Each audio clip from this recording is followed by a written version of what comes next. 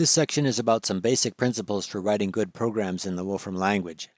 As an example, consider writing a program to get a list of the first 10 squares. One good way to do that is with the table function like this. This is a good program because it is simple and direct and it's easy to tell what the program does. The use of the table function makes it clear that the program produces a list, and the argument of the table function specifies what the elements of that list will be. Another good program which came up in an earlier section for getting a list of the first 10 squares is given by this input, which uses the range function to get a list of the first 10 integers and then computes a list of the first 10 squares by squaring that list of integers. A common mistake in writing a program like this is thinking not about the list of numbers but about the steps in building it. For example, here is a much worse program for constructing a list of the first 10 squares. This program builds up the result step by setting up a list to hold the result, stepping through the values of a variable I for I from 1 to 10, appending the square of each value to the list, and returning the list. With this program, although it may be easy to see what is happening at each step of the program, it is more difficult to see what the overall result will be without effectively working through all of those steps. A basic suggestion here is to write programs in a way that clarifies the big picture of what the program does, rather than the individual steps of how it does it. Many programs are initially written to do some part of a problem, and as more is added and the program becomes more complicated, it turns out that what the program does is handled by a function like fold or by some other more powerful function. There are lots of functions in the Wolfram language like table and range and fold and nest and so on for doing things that commonly come up in programming. For example, consider writing a program that takes a list of digits and constructs an integer from those digits. Here is a program to do that for a list with 3 digits. This shows how that program works for a particular list of digits. This program works by multiplying the hundreds digit by 100, the tens digit by 10, and the ones digit by 1, and then adding those results to get the integer. A more general program that will work for a list of any length can be written using the table function, and this applies that program to a particular list. This program works by using table to multiply each element in the list by the appropriate power of 10, and then using the total function to add up the elements in that list. Another program which follows roughly the same strategy can be written using range to generate a list of powers of 10, multiplying that list of powers of 10 by the list of digits, and then using total to add up the elements. And this program also works and gives the same answer. It's also possible to do this calculation using a completely different recursive program. To show how that can be done, start by clearing the earlier definitions, set up a definition for what to do with a list that has only one element, which is to just return that element, and enter a rule for what to do when the list has more than one element. This program works too. A recursive program is a program like this one where something in the program is done by calling the same program. This particular program works by repeatedly adding the last element of the list to the other elements multiplied by 10 and returning the result when the list has only one element. Written out explicitly, the effect of this recursive definition is basically to do what this input does. This expression looks like what the fold function does, and so suggests that this program can be written using fold. This shows the effect of fold applying an undefined function f, and this shows fold with f replaced by a pure function that does the desired calculation in this example. Using that basic idea, the fromDigits function can be defined using fold to get what may be the most elegant way of writing this program. All of these programs are good programs for constructing an integer from a list of digits. It's also a good idea, however, not to get too clever with elegant solutions to a problem. For example, here is a program that also constructs an integer from a list of digits, and this program does give the desired result. This last definition, however, is perhaps starting to be a little too clever. It also uses features that haven't come up so far in the book. It's also worth noting that there is already a built-in function fromDigits that does this calculation. It is usually a good idea to organize complicated programs into simple self-contained pieces. For example, here is a program that computes Fibonacci numbers written all as one definition. This program works fine and gives the same result as the built-in Fibonacci function.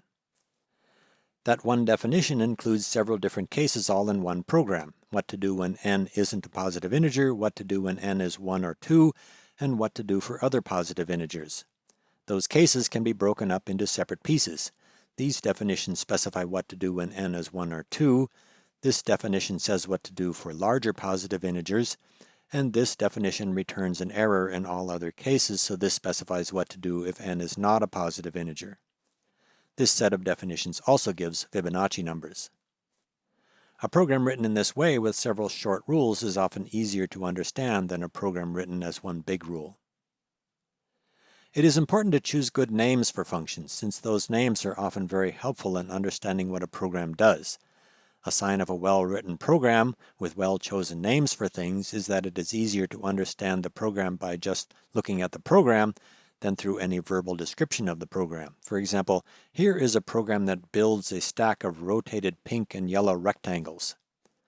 This program uses nestlist to nestedly build a list of progressively rotated and scaled rectangles, and the riffle function to riffle pink and yellow color specifications into that list so that the rectangles will be alternately pink and yellow.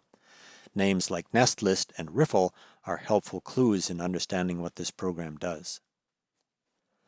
Good Wolfram language programs often take advantage of rarely used built-in functions that do exactly what is needed rather than building programs up from more basic functions. For example, here is a program that reverses the digits in an integer, but it turns out that there is a built-in function called integer reverse that will do this. There are thousands of built-in functions in the Wolfram language like integer reverse that are not often used, but if a single function does what is needed, it is usually clearer and more efficient to use that function. Good programs are usually also faster than other programs. Writing fast programs often requires thinking a bit about what the program is asking the computer to do. The program entered earlier for computing Fibonacci numbers is an example of a program that asks the computer to do a lot of unnecessary work. The definition for general values of n for this function uses two calculations of the same function, one for n-1 and one for n-2, and each of those calculations will in general require two more applications of that same definition for a total of 4, and if that definition still applies, then each of those calculations will in general result in two applications of the same definition, and so on, such that the number of applications of this definition grows very rapidly. The effect of all of these redundant calculations can be seen using the timing function to observe the rapid growth in the time of the calculation with increasing values of n. This input uses the timing function to show the time and the result of the calculation for n equal 25. The first element of that output is the time of the calculation in seconds, and the second element is the result of the calculation. This shows a plot of all of the times for n up to 25. The problem with rapid growth of the time of the calculation is easily corrected in this example by making a simple change to the definition of the function. Start with the same definitions as before, and then edit the right side of the third definition to include another assignment. This change causes a new definition to be added each time this new rule is used for a new value of n. If the same value of n is encountered again, that new rule is used instead of repeating a potentially long recursive calculation. With that change, the new program is so fast that even for large values of n, the time is no more than a few microseconds. Finally, in the Wolfram Notebook interface to the Wolfram language, it is possible to iconize details or large blocks of code or data to make it easier to see the main point of a program.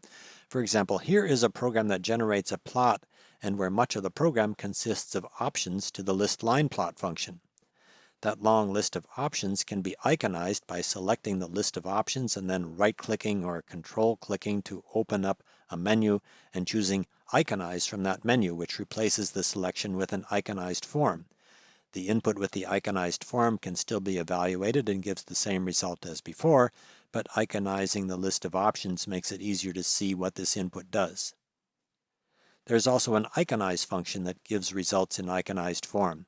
For example, this generates a list of 1000 prime numbers and uses iconize to display that list as an icon rather than as a long list. That iconized form can be used in calculations just like the list. That's the end of the examples for this section. Here is the new programming vocabulary from this section, but the main purpose of this section is to illustrate a few general principles of writing good code. Principles like good code being simple and direct, considering the big picture rather than individual steps, breaking complicated programs into pieces, using built-in functions, the notion that good code is usually also fast code, and using iconized forms to make it easier to see the basic structure of a program.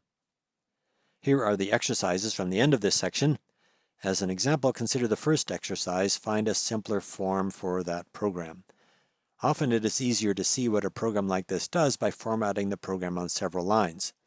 This program starts by setting the value of a variable a to 0, and the program returns the value of a at the end, so the part of the program with the for function must be doing something to the value of a. The for function steps through the values of a variable I from 1 through 1,000, and at each step it adds I times I plus 1 to the value of a, which means that this program calculates the sum of I times I plus 1 for I from 1 to 1,000. For doing sums like this, there's a built-in function called sum, so the same program can be written like this, which makes it easier to see what this program does. This program could also be written by using table to construct a list of values of I times I plus 1, and then using total to add up the elements in that list. And there are, of course, lots of other ways to write this program.